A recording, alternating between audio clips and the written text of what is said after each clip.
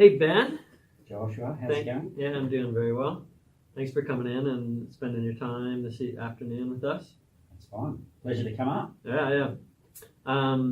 So tell me, you own a business called Fineline Jewellers? Yep, Fineline Jewellers. On the Gold Coast? Yep, so we're based in Robina on the Gold Coast. Tell me a little bit about your backstory and where you're from. Are you originally from the Gold Coast? Yeah, so I am originally from the Gold Coast. I grew up here, did my apprenticeship here. 30 years ago today, actually, I started my apprenticeship and in jewellery making. So what's involved with apprenticeship? So it's 4 years on-the-job training, which includes going to college, which happened to be in Brisbane. So I used to do a bit of block release, which was always a good time away. And so after 4 years of doing basic repairs, simpler sort of jobs, building up to the manufacturing side, you then become a qualified jeweller. And what town were you originally from on the Gold Coast? So grew up in Broadbeach, basically. Broadie? Yeah. Wow. Yep. Went to Miami High School, went to Emmanuel College, so I did my senior years there. And I thought, I was going to go and see the world a bit, but found a job here on the coast. And that's what kept me there for the first 4 years anyway. After you got done with the apprenticeship? Yeah, so basically did my apprenticeship for 4 years here on the coast, and then I moved to Sydney. And how long were you in Sydney? Sydney for 2 years, and from there, obviously, burning desire to travel, went abroad. And where'd you go? What's that story? So you ended up... Yeah, so... basically, I'd won a scholarship from the Queensland government to study jewellery abroad. I was nominated for this prize and actually won it, so I was very, very stoked, obviously, which basically paid for my airfares and transport and all, setting up costs abroad. I could choose anywhere I wanted to go.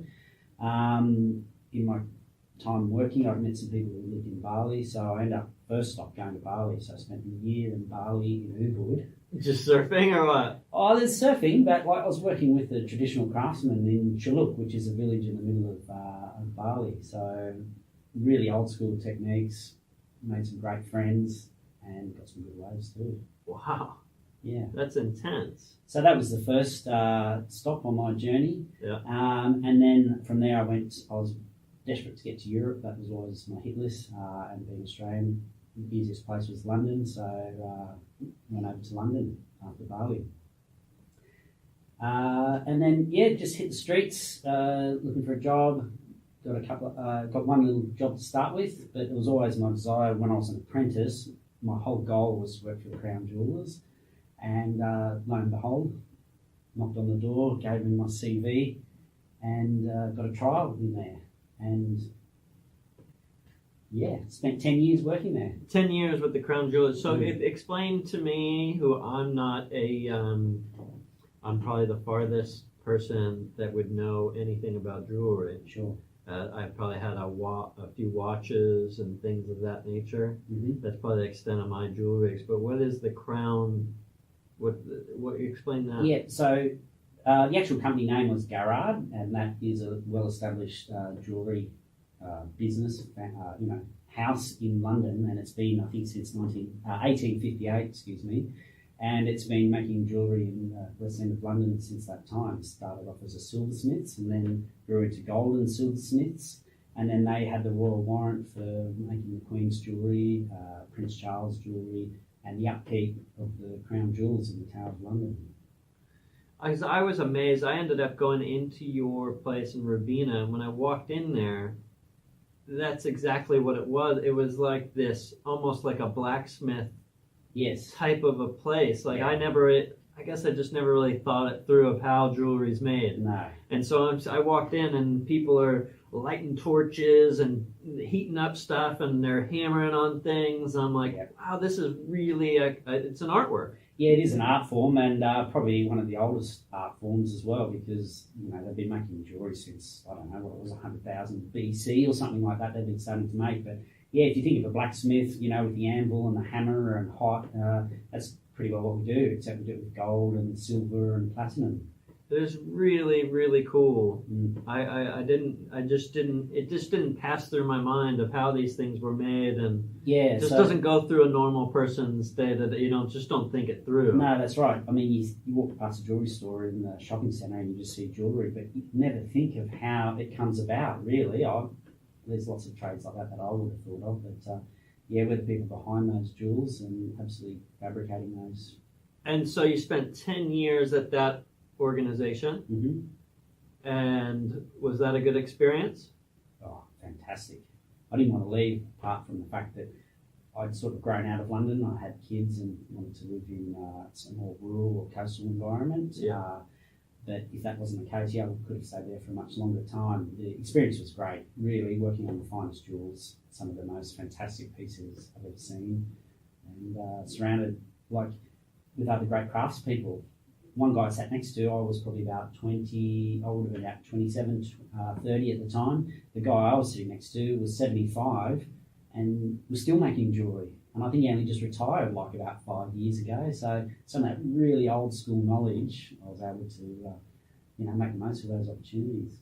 And so there wasn't much surf, I'm assuming, in No. London. So No. how did that play in? Did you find Yeah. that you were acclimated to that environment? Yeah, I mean, I love city life. I love the city living. It's always bustling and all that sort of thing. I did have a yearning to go surfing, so I became part of the London Surf Club, in fact, and we used to do journeys out into Cornwall or, down to Brighton, up to Wales, over to Ireland, down to France, all these sort of places. So That's cool. very adventurous. That's very It was cool. good. Yeah, Yeah. meet up in the pub once a month and talk surf, and yeah, fantastic. And so how'd you end up back on the Gold Coast? So I guess it was not long after the global financial crisis. I'd left London and spent 5 years working in the southwest of France, and being a very socialistic country, things were really tight and there wasn't much room to manoeuvre. I ended up going back to London to work on a contract basis, and it was kind of like that fly in, fly out. I had 2 young kids, it just wasn't working. I had a contact here at Marina Mirage on the Gold Coast, and he basically invited me to come back and work for him. Wow. So I thought, well, let's give it a go. And I brought my French wife and my 2 kids back to the Gold Coast after being away for 15 years. And how old were the kids at that time when they... So my eldest, he was in grade 1 or prep at that time, so he would have been about 5 or 6, and the other one about 3. Wow. Mm. And so you came back for a job, but then how did you... So at Marina Mirage, but you currently own your own operation. That's right. So I was contracting to this company in Marina Mirage, once again a very nice luxury jeweller, and so brought some of my European knowledge to them and shared with them, and took some of their knowledge and we just shared and had a really good creative environment. But me being me, I'm always driven and always like a challenge, and after having worked kind of at the top of the tree for 15 years, I needed to sort of go laterally, and that's where I thought I'll try and get into business and challenge myself in that way. And so how did you enter into the business environment? So it was a chance meeting with the old owner, because Finelines has actually been established for 20 years in Ravenna on the coast, right there. And it was a chance meeting. I knew the owner because I'd done some apprenticeship work with him 30 years ago. And he was retiring and invited me to take over. So I did. I bought into it and took over it, and have been running it for 5 years now. And how are you enjoying it? Yeah, it's certainly the challenges I was after. Yeah. Tricky sometimes, rewarding other times, but certainly never boring. So it's been a great challenge in that respect. I get to implement some of my own designs, obviously, and that's really the most rewarding bit.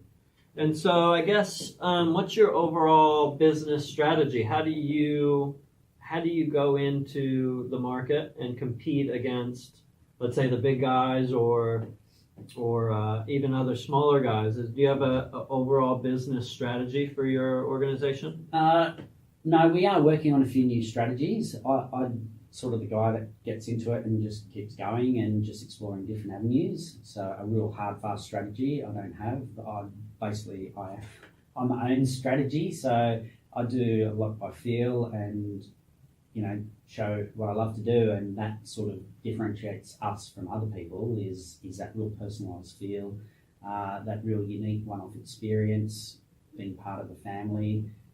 For me, it's more than trying to sell jewellery. That's not what I'm about. I'm into the making and the creative side of it. So I'd just like to share that out there. When I walked into your place, I immediately felt like that was the differentiator for you. Okay. So usually on the scale, there'll be either the low-cost leader that just turns over a product, Yep. or there's the differentiator like Apple, and they Yep. offer a premium product with premium services. Mhm. And when I walked into your place, I was just blown away by just walking wow. through and just seeing that there's a big window That's right. into the operations, and just that experience of walking through the door and seeing what you had, Mhm. and then looking through the window and seeing how this is all made right there, and it's this custom experience. And I think that's that premium product is what Yeah, well, you're that's built around. Yeah, that's definitely what sets us apart because, like I said before, like those shopping centre jewellers, a lot of them, it is a mass production. There's a lower product, and that's fine for those people who just want something that they can wear like this. Ours is more lasting, something that really you put your heart and soul into it, and something that I don't know we create together, and it lives on to the next generation. That's the sort of jewellery we love to do, and I'd just like to showcase it. I'm very passionate about the manufacturing side of it, so that's what we like to showcase. And that's the way I felt when I walked Okay. through. Like you toured me, you took me Yes. into the back, and I'm watching, and I'm seeing it, and you're handing me different metals and diamonds and stuff, and I'm just getting this super custom experience. Yeah. Where I think if I went to like a normal place in the mall, I'm just going to buy the same thing that's been manufactured off this. I'm just imagining a manufacturing line with people there hating their job. That's what I imagine that being sourced and made and everything. But when I walked into yours, it was like this bustle of almost took me back to I've never been to England, but it almost took me back to that time when people are heating things up and doing this type of And there are lots of jewellers around. They're tucked away in the back corners of the garages, or all tucked away in little areas. And that's fantastic, and that's the impression that a lot of people get. But for me, I'm very proud of what we do, and I'm trying to showcase that art form. And if you're getting a good experience from coming in and looking at it, I find that very rewarding as well. Well, and I'm not even. I'm not your target market. No, that's right. Yeah. And I was impressed. I was thoroughly impressed. I thought it was great. Yeah, it was really great. You'd have a few people on your staff. Yes. Can you talk to that a little bit as far as how many people you have, what's your human resources, what kind of strategy, what's your management style, things like that? Yeah, sure. So we are a total of 10 altogether, which includes myself and my wife, who's involved in the business in like an administration position. And then we've got someone who can process all the invoicing and book things in and book appointments and all that sort of thing. But everyone else, apart from those two people, my wife and Brooke there, are skilled jewellers. So that's 8 of us who are skilled in different levels, starting from a second-year apprentice, so he's not fully qualified yet, but second-year apprentice, up to a couple of girls that have been there for 8-10 years consequently. I do have some senior jewellers, one of which I did my apprenticeship with, so we're working well together. And then a couple of other guys that have been there, like manufacturing jewellery for 40 years. So it covers the whole across the board. Wow. And so is it hard to, if you have all those different positions, how do you manage that?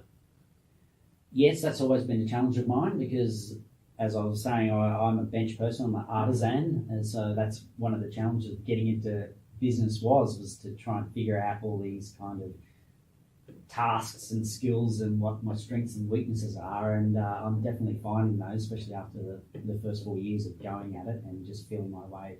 Now we're starting to,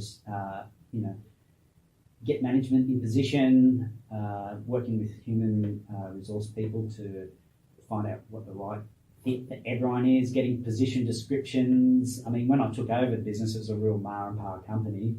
no paperwork. It was just, start Monday. Okay, sorry, holidays. It's all just very loose. So we're really trying to structure building in the contracts, and I'm getting someone to handle all that side of it. And jewellers aren't that easy to find either. So I like to make sure that when I've got a good one, we can hang on to them and treat them right as well. And then from there, you start to build out those position descriptions. Then do you start to set up KPIs and targets behind that, or is that something that's in your line of work? Yeah, it's a tricky one, I find, because we're all such artisans. We obviously have those KPIs, but we're all still off with the fairies some of the time. So that's a tricky one to manage, because you can get lost in your job. But at the same time, we do need to make money and pay the wages and the bills. So we are actually at this point in time working with some strategy people on what kind of KPIs we need to work towards. And is there a centralized system that allows you as a business to plug, I guess, those KPIs in, or is there software that you use for your industry that you use within your business? There's not a lot. There's a couple of I guess plugins, as you say, that feed into the computer, and we're trialing a couple of those systems out. There's one specific for jewellery called Swim, and there's another one called Retail Edge, and they're both jewellery specific. There might be a couple of others on the market, but we're trialing these out to see which one works for us. Because as I said, I'm still artisan, numbers and figures and all those data, I'm still learning, and we just got to make it work for us, because mostly the jobs are timed on hours and how much gold we've used, how many diamonds we've used. So yeah, we definitely need to get those under control, because they're expensive materials as well. Well, I think in any business, human resources are a big expense within Australia. Sure. I think anywhere it's going to be one of the bigger expenses, human resources. But then all the other resources, the time, the money, that needs to be set up in some type of system so that you can start to see where your profit and loss is at the end of the day. Yeah. So, after many years, there hasn't been much software, I guess, catered for the jewellery market, because we've been kind of a niche industry. So maybe it hasn't been profitable for companies to get involved with. But at the same time, it's starting to come through. And I guess in the last 5 years, really, pinpointed towards the jewellery industry. Taking shape. Because I know I've talked to you a little bit about it previously, as far as the industry going towards e-commerce a little bit. Yeah. And the pace of that. Yes. And can you talk to that at all, or so what's going on there? Yeah, so it's an interesting one. I'm definitely finding the bricks and mortar scenario is slowing down, and the e-commerce is taking over. Certainly for ranges of jewellery, I still think a lot of people like that personalised touch. So as long as that e-commerce gives people the variety and a choice, then I really think it will work with jewellery. If I know with one of the big chain stores, they've had a very big increase in their e-commerce size. They're a big chain jewellers, so that sort of leads the way of how the jewellery world is going. And in light of that, they've shut down quite a few retail outlets and are concentrating on that e-commerce side. So it's a definite, not when, it's not if, it's happening now. So we've just got to keep our eyes open for that. We're trying to see how it can work for us, because we are that customised. We work with people's recycled jewellery, so how that fits into the e-commerce side, we need to. Well, I think it's hard, because from my understanding of the jewellery trade, usually you're coming out with 2 different styles a year or something of that nature. Yeah, if you're designing ranges. Yeah. And so now it's turning into this very fast pace. Yeah, exactly. Tailored to the consumer, anything they want at any time, and that data is being gathered and then sent to the manufacturers and then put back into the stores. Yeah, sure. Yeah. That's what I've been reading. I just did a little bit of research on it. Like K Jewellers had a 49% increase in their online sales because they've implemented some of these e-commerce and these omni-channel type of scenarios where they can order it online and have it sent to a store. Yes. And then you go to that store and you're going to try it on and all these different little things that are kind of... Yeah, it is, and it's exploring, finding the right recipe that works because it's there and it has to be explored because obviously the world is changing rapidly. And so how do you currently market yourself? So we haven't done hardly any marketing at all. The only real form of marketing is that referral business, word of mouth. BNI. BNI is one of those. So it's been a year I've been with BNI, and that's been quite interesting. And yeah, just building up referrals through that. Previous to BNI, it was just repeat custom, and that snowball effect of happy service, happy product, good product. And people have been happy to come and revisit us. I was just had Ian Harvey on, and he does Yes. real estate. Sure. He's in his wife is part of the same BNI Right. you and I are a part of. His business, his marketing strategy has been the same thing. Yep. Referral-based business. Perfect. Just talking to the next person. Yep. Hey, this is a great person to be doing this business with. Yep. Is that the best? I think it is because, especially with jewellery, it is a very personal thing, and people like to feel like they've discovered something by that word of mouth as well, and then that personal touch of, oh, well, that's worked beautifully for you, then it must be great, I'll go and check it out. So it's a definite strong point for us. I've been learning a little bit about your industry and where the consumer is picking up, let's say, a diamond ring, and at what time, and certain places in there. I'm just thinking off the top of my head that you could probably start to predict, based upon algorithms online, to market to these people at certain times based upon their habits of searching for weddings and that those times a year, and you could directly target if they're in a relationship and if they're going to have to buy something for Valentine's Day. I'm just thinking all of the ways that you could go about trying to get these people in a certain geographic location, if it was here or Australia-wide. It's perfect. That's why I like to talk to people like yourself, Josh, because you can figure out those algorithms and see, and you've got an understanding for that. Whereas myself, it's another field altogether, but definitely worth exploring. And so you brought up something as far as something that's currently disrupting the market, as far as on your side of things. Yes. As far as sourcing, or well, I mean, it's an old trade, so there's always been lots of disruptions throughout the millennium, of jewellery. We've had a few recently, obviously, with technology. One was the computer animated design and 3D printing. I guess that's all still bubbling away and is quite relevant to us right now. And one of the recent ones, No, how is 3D printing, how is it affecting the market, and what's... Yeah, I mean, it's making a lot more things that are really bringing the cost down. Okay, so where we would spend like 50, 60, 100 hours on an item of jewellery, we can do this in 10, 15 hours. So you're really shaving labour time off. Wow. And you're getting a relatively equally as good a product. It's all computer generated. We're still working on some of the finishes. I still think when they can actually 3D print in the metal itself, that would be fantastic, because now currently we're just 3D printing a wax, and then we're using the old world method of lost wax casting, where we burn out the wax from a mould and pour the gold into that. So that still has its little niggly things that we're trying to iron out. Yeah. We're well and truly on the way. Wow.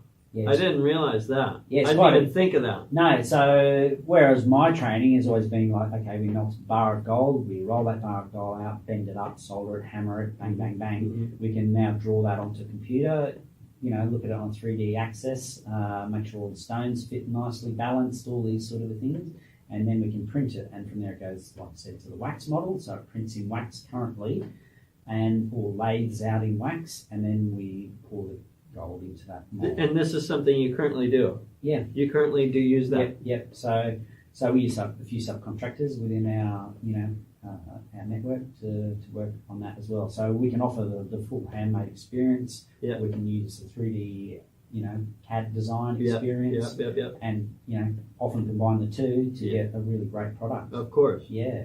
So that's been a big game changer as far as jewelry is concerned. Obviously, a lot of traditional handmaking artisan jewelers like myself all freaked out and thought, the world's going to cave in. But, there's ways that we just adapt to it and make it work for both us and the clients. Well, I think they're always going to want that personalized experience. Yeah. It doesn't matter what industry you're in, you're going to have to adapt to it. Yeah. But there's still going to be that want and desire to give me something more exactly than the average. Yeah. You want something different. Everybody wants to be unique, Yeah, and like I was even just saying to a customer the other day, it was like they wanted something different. It was quite similar to a lot of things on the market or a lot of our design, but the ring I made was not the same. So I said, 30 years, I don't even think I've made the same ring twice. It's been impossible because I don't actually make a mold and then just repeat. It's all tailor-made to that person. So even just the smallest little flick in the shoulder or a claw or anything within the ring, it's just that personal that feeling. And so you can do that either by the hand making or by 3D printing. There's ways to do it.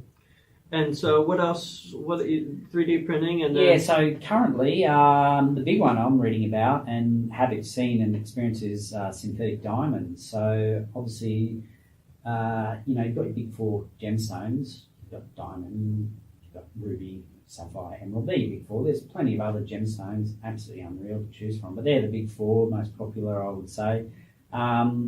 They've synthesized emeralds, so you can get synthetic emeralds, synthetic rubies, and sapphires, but until recently, synthetic diamonds just didn't exist. So it's sort of something that's really steamed ahead and is really a game changer for the jewelry industry. And so what does that mean?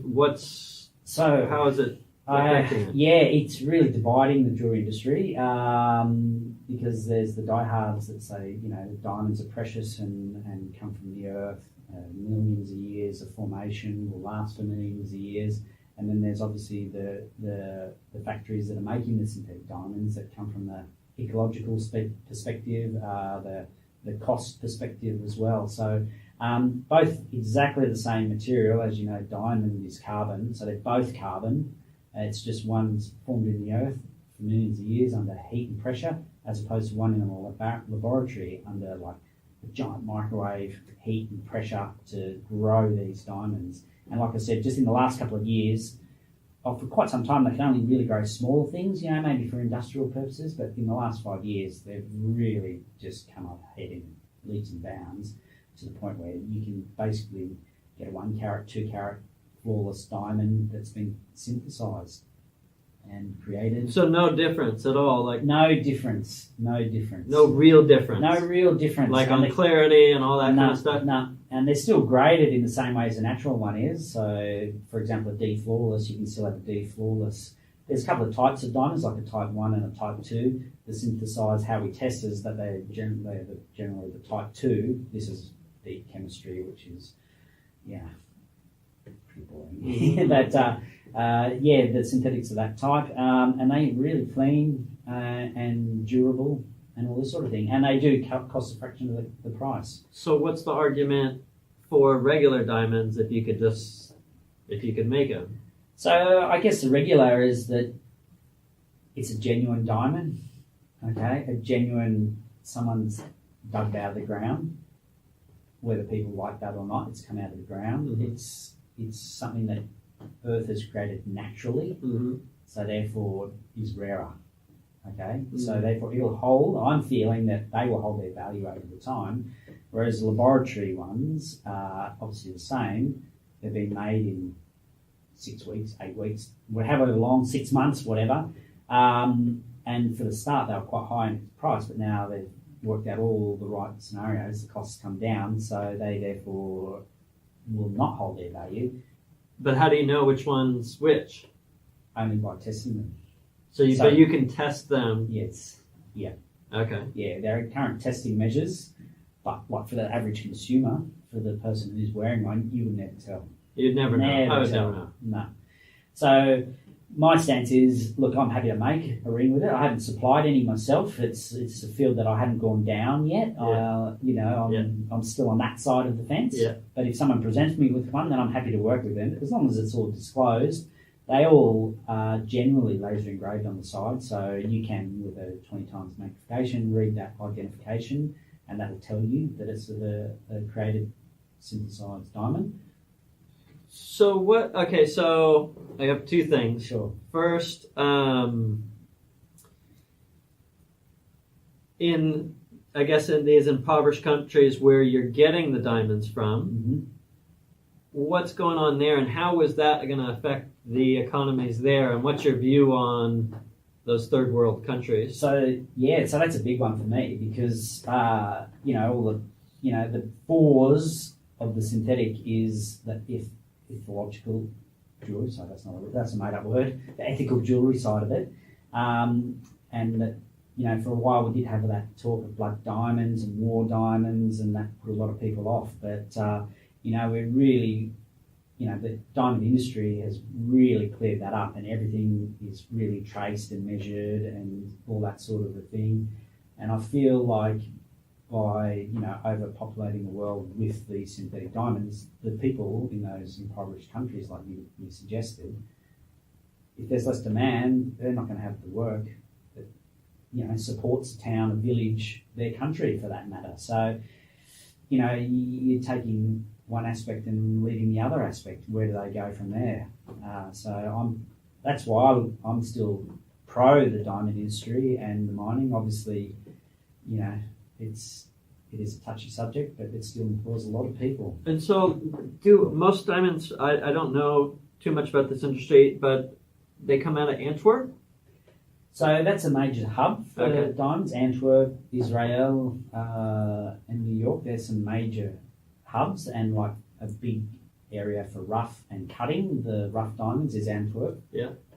As well as Israel, but Antwerp is the best known one, definitely. And was there a time, or is it currently happening, where they were controlling the supply of diamonds? Sure, yeah. Up until, I can't remember the year exactly, but it was like 10, 15 years ago that obviously well-known De Beers, they basically controlled, which is a big South African mining firm. They were the big controllers of the diamond industry, so everything had to come through them, and then for whatever happened, it freed up, and about maybe 15 years ago, I'm not sure of the exact dates, I've got to say, but that's when it opened up, and that's where it went a bit wild for a while. I guess maybe a bit of Wild West in the diamond industry, but now they're really tightened down and really keeping a track on everything. And they're keeping a track. I've heard that some of the tracking is going to be coming through blockchain technology. I know there's people here that are trying to use blockchain technology for the diamond industry. Yeah, so that's something I'm not too familiar with. I was just wondering. Yeah.